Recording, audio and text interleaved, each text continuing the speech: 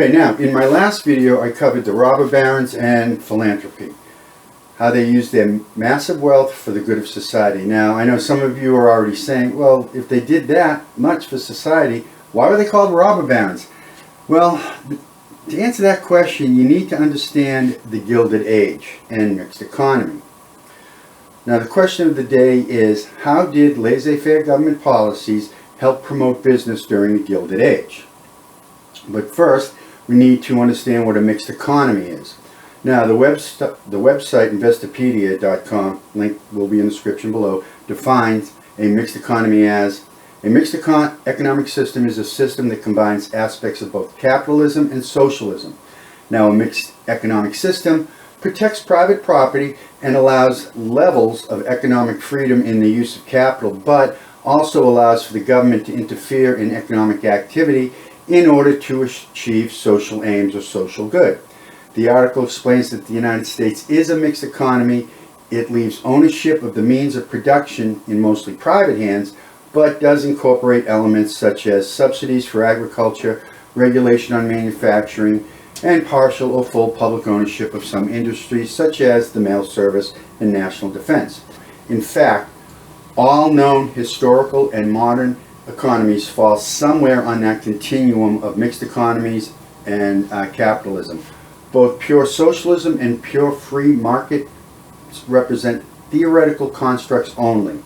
Alright, basically it's very simple. Pure capitalism, the government does nothing to regulate the economy. They stay out, hands off.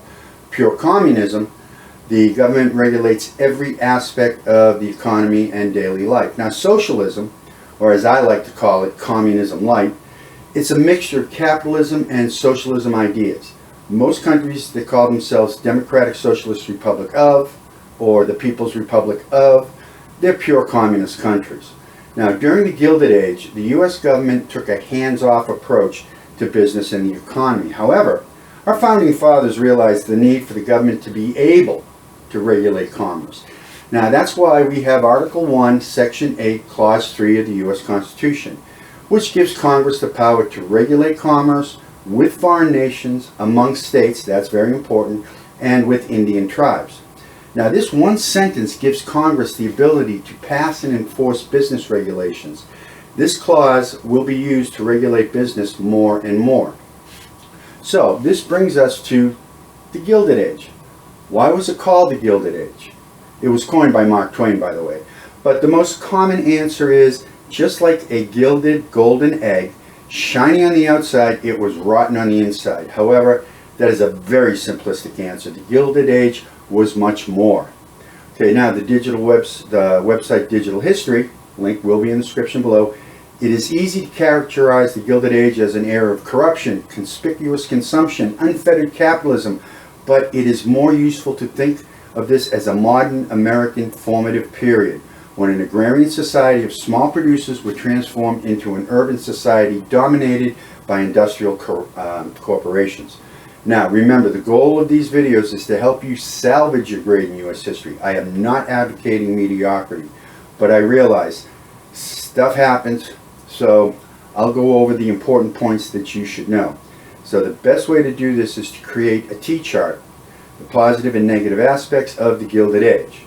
But first, you need to know, when was the Gilded Age? Well, it starts in 1870 with the end of Reconstruction and ended around 1900 with the beginning of the Progressive Movement. Now, I have composed this list from the website Investopedia. First, the positive effects. Okay, the positive effects, economic and industrial developments. You have the railroads expanding, industry beginning to mechanize, communications are improving. From 1871 to 1900, 170,000 miles of track were laid in the United States. Most of that track was for the Transcontinental Railroad. Mechanization.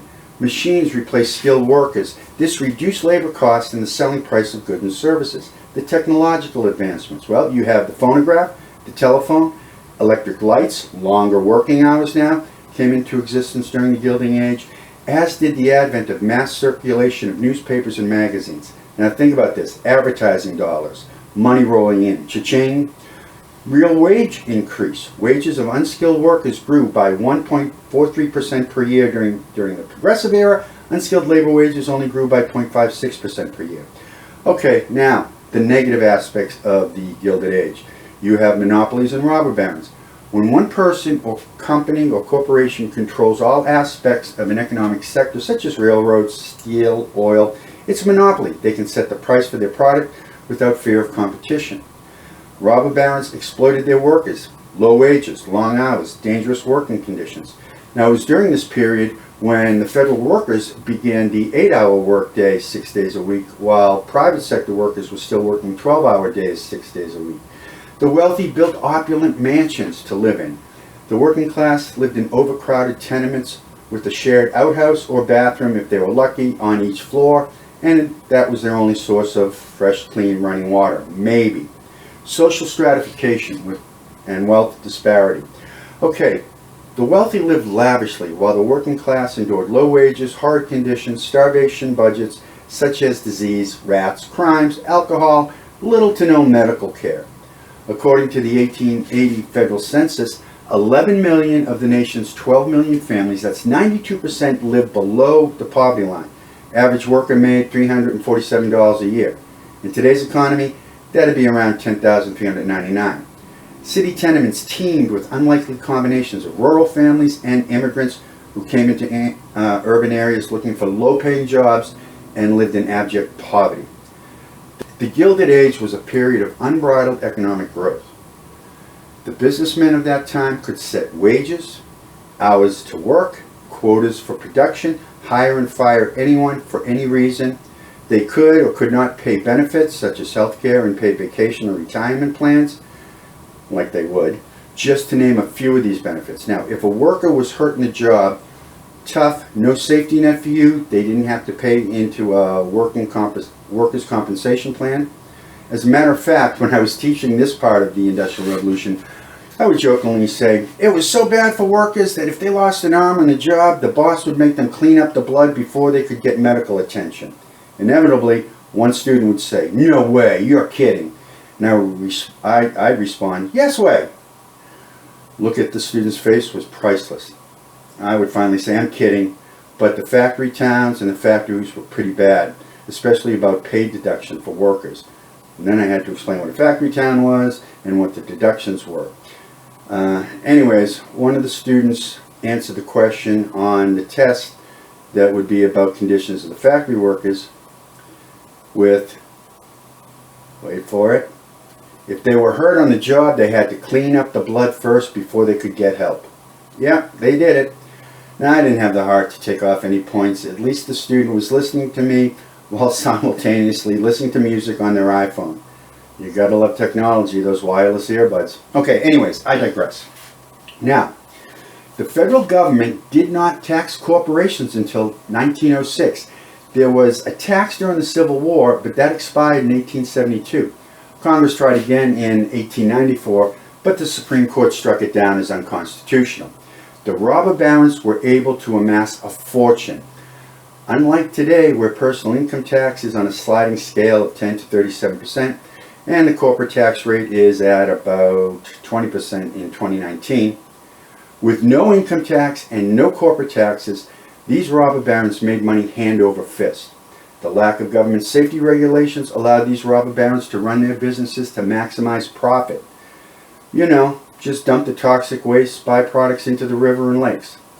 Think about this. There is no government regulations on disposing toxic waste, so why should they worry about it? Now, if you dispose of it properly, it's going to cut into your profit margin, right?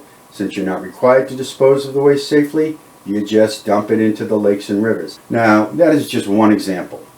What about providing for work safety, child labor, basic benefits? All these areas of business, if implemented, would cut into the profits of the robber barons. Now, is this unscrupulous? By today's standards, obviously, but back during the Golden Age, it was accepted. Remember, social Darwinism, laissez-faire government policy were accepted as proper business practices by people. However, because of these practices, the working class would start to fight back. That will be a topic for the next video. Okay, remember, this is just a basic overview of the Gilded Age to help you answer any of those questions. You really need to review your notes every day. 10 minutes, that's it.